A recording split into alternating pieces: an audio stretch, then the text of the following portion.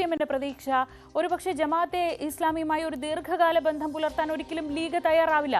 നമുക്കറിയാവുന്നതാണ്, സമസ്തയിലെ ഒരു വിഭാഗത്തിന് വലിയ എതിർപ്പുണ്ട്. അവർക്ക് അംഗീകരിക്കാൻ കഴിയുന്നതല്ല ജമാഅത്തെ ഇസ്ലാമിയുമായുള്ള ബന്ധം. ലീഗിന് വലിയ രീതിയിലുള്ള അതൃപ്തിയൊക്കെ ഉണ്ടായിരുന്നു. പക്ഷേ ഒറ്റക്കാര്യം, നിലമ്പൂരിൽ ജയിക്കേണ്ടത് ആവശ്യമായിരുന്നത് കൊണ്ട് മാത്രം അങ്ങനെ ഒരു സഹകരണത്തിലേക്ക്, ഒരു ബാന്ധവത്തിലേക്ക് പോയതാണ്. പക്ഷേ ഇത് 2020 തൊട്ട് വെൽഫെയർ പാർട്ടി രൂപീകരിച്ചത് തൊട്ട് UDF-ഉമായി ചേർന്ന് അല്ലെങ്കിൽ പ്രത്യക്ഷമായില്ലെങ്കിൽ പോലും സഹകരിക്കാനൊക്കെ അവർ തയ്യാറാവുന്നുണ്ട് എന്നതിരിക്കട്ടെ. എങ്കിൽ പോലും ഇത് ഇങ്ങനെയൊരു വർഗീയ പാർട്ടികളുമായി ബന്ധമുള്ള മുന്നണി അല്ലെങ്കിൽ വർഗീയ പാർട്ടികളുടെ വോട്ട് കൊണ്ട് ജയിച്ച മുന്നണി എന്നൊരു പേര് മാറ്റാൻ UDF-ന്റെ ഭാഗത്തുനിന്ന് ശ്രമം ഉണ്ടാവില്ല? അതിന് ലീഗിന്റെ ഭാഗത്തുനിന്ന് സമ്മർദ്ദമുണ്ടാവുമോ? എന്താണ് ഇത്തരത്തിൽ ഇത്രയും കാലം ഇവരെ അകറ്റി നിർത്തിയിരുന്ന ലീഗിനും സമസ്തയ്ക്കുമൊക്കെ ഈ വിഷയത്തിലുള്ള അഭിപ്രായങ്ങൾ?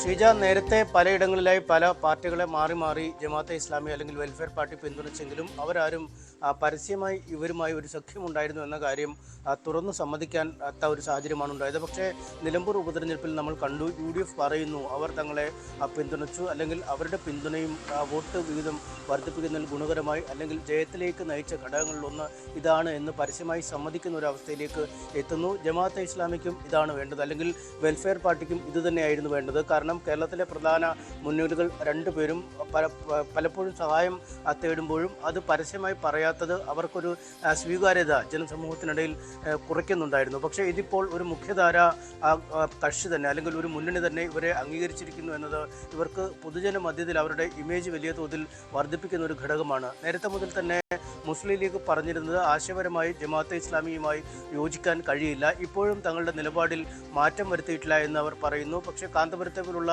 മറ്റു ചില ആളുകളും ജമാഅത്തെ ഇസ്ലാമിയുടെ മധുരം തങ്ങൾ നുകർന്നിട്ടില്ല, ഒരുപാട് കയ്പുനീർ കുടിപ്പിച്ച ആളുകളാണ് ജമാഅത്തെ ഇസ്ലാമി. ഇപ്പോൾ അവരുടെ നിലപാടുകൾ മാറ്റുന്നു, അല്ലെങ്കിൽ മതരാഷ്ട്രവാദ രൂപീകരണം എന്ന ആശയത്തിൽ നിന്നും പിന്നാക്കം പോകുന്നു എന്നൊക്കെ പറയുമ്പോഴും അവർ അന്തരീക്ഷത്തിൽ ഉന്നയിച്ചിട്ടിരുന്ന ആരോപണങ്ങൾ അതേപടി നിൽക്കുകയാണ്. അവർ ജനങ്ങളിലേക്ക് കൈമാറിയ സന്ദേശങ്ങൾ അതേപടി നിൽക്കുകയാണ്. അതുകൊണ്ട് ഒരു നേതാവിനെ മാത്രം തള്ളിപ്പറഞ്ഞുകൊണ്ടോ അല്ലെങ്കിൽ ഇപ്പോൾ തങ്ങൾ ഈ ആശയത്തിൽ നിന്ന് പിന്മാറുന്നു എന്ന് പറഞ്ഞുകൊണ്ട് കാര്യമില്ല. അവർ അന്തരീക്ഷത്തിൽ അവശേഷിപ്പിച്ച കാര്യങ്ങൾ ഇപ്പോഴും അതുപോലെ തന്നെ തുടരുകയാണ് എന്നാണ് കാന്തപുരം അടക്കം വ്യക്തമാവുന്നത്.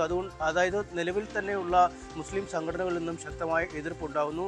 ലീഗൊക്കെ ഏത് തരത്തിലേക്ക് ആ എതിർപ്പ് കൊണ്ടുപോകും എന്നതാണ് ഇനി അറിയേണ്ടതുണ്ട്. സമസ്തയ്ക്ക് വലിയ എതിർപ്പ് നേരത്തെ തന്നെ ജമാഅത്തെ ഇസ്ലാമിയുമായി ഉണ്ട്. അവർ ജിഫ്രി മുത്തുക്കോയ തങ്ങൾ കഴിഞ്ഞ ദിവസം മാധ്യമങ്ങളെ കണ്ടപ്പോഴും മുൻ നിലപാടിൽ മാറ്റം വരുത്തേണ്ട ഒരു സാഹചര്യവും നിലവിലില്ല. പക്ഷേ നിലമ്പൂർ തെരഞ്ഞെടുപ്പ് മുന്നിൽ കണ്ട് മാത്രം അക്കാര്യത്തിൽ തങ്ങൾ തൽക്കാലം അഭിപ്രായം പറയുന്നില്ല. ജമാഅത്തെ ഇസ്ലാമിയോട് എതിർപ്പ് തന്നെയാണ് തങ്ങൾക്കുള്ളതെന്ന് വ്യക്തമാവുകയും ചെയ്ത സാഹചര്യമുണ്ടായിരുന്നു. എന്തായാലും ജമാഅത്തെ ഇസ്ലാമി അല്ലെങ്കിൽ വെൽഫെയർ പാർട്ടി ഈ അവസരം അവർക്കൊരു സുവർണ അവസരമായി തന്നെ കാണുകയാണ്. അവർ മുൻ നിലപാടുകളിൽ നിന്നും പലതിലും പിന്നാക്കം പോകാനുള്ള ഒരു തയ്യാറെടുപ്പ് നടത്തുന്നു എന്നാണ് മനസ്സിലാക്കാൻ കഴിയുന്നത്. ഇന്നലെ തന്നെ ജമാഅത്തെ ഇസ്ലാമിയുടെ അമീർ മുജീബ് റഹ്മാൻ പറഞ്ഞത്, ജമാഅത്തെ ഇസ്ലാമി ഇതുവരെ ഈ മതരാഷ്ട്രവാദം എന്ന ഒരു ആവശ്യം ആശയപരമായി ഉന്നയിച്ചിട്ടില്ല എന്ന് തന്നെയാണ്. പാർട്ടിയുടെ ഈ ഭരണഘടനയിൽ അല്ലെങ്കിൽ ജമാഅത്തെ ഇസ്ലാമിയുടെ ഭരണഘടനയിൽ തന്നെ ഇക്കാര്യം പറയുന്നുണ്ട് എന്നും അദ്ദേഹം പറയുന്നു. ഖുർആനും മുഹമ്മദ് നബിയുടെ ചര്യകളും അടിസ്ഥാനമാക്കിയാണ് ഈ ജമാഅത്തെ ഇസ്ലാമിയുടെ പ്രവർത്തനങ്ങൾ മുന്നോട്ട് പോകുന്നത്. അതത്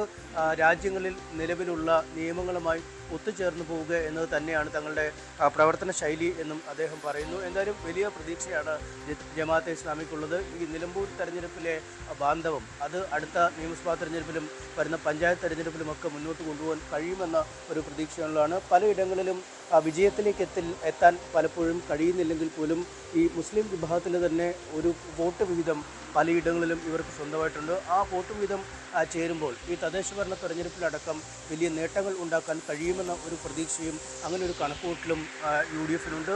അങ്ങനെ തന്നെ മുന്നോട്ട് പോകാനാണ് തീരുമാനം. മറുവശത്ത് ലീഗിൻ്റെ ഈ ആശയപരമായ ഭിന്നതയുണ്ടെന്ന് പറയുന്നത് അതൊരു എതിർപ്പായി മാറുമോ? സമസ്തയുടെ എതിർപ്പ്, കാന്തപുരത്തിൻ്റെ എതിർപ്പ്, ഇക്കാര്യങ്ങളൊക്കെ എങ്ങനെ UDF കൈകാര്യം ചെയ്യും എന്നതാണ് ഇനി കാത്തിരുന്ന് കാണേണ്ടത്.